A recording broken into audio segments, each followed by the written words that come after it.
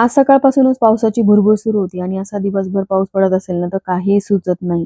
एकदाच पडून गेलेला बरा वाटतो. आणि त्याला टिफिनमध्ये आज काही नाही, सिंपल असा चीजचा पराठा दिला होता. चीज किसून घेतलं, त्यामध्ये चिली फ्लेक्स, ऑरेगॅनो घातला आणि त्याचा पराठा बनवला आणि पिझ्झाचे स्लाइस कसे करतो तसा पराठा कट करून सोबत एक फ्रूट मी कंपल्सरी तिला टिफिनमध्ये देत असते. दुपारचं सगळं आवरून घेतलं. त्यानंतर मला गोकर्णाच्या रोपाविषयीची माहिती शेअर करायची होती. तो व्हिडिओ मी शेअर केलेला आहे. खाली प्ले बटनमध्ये लिंक दिलेली आहे.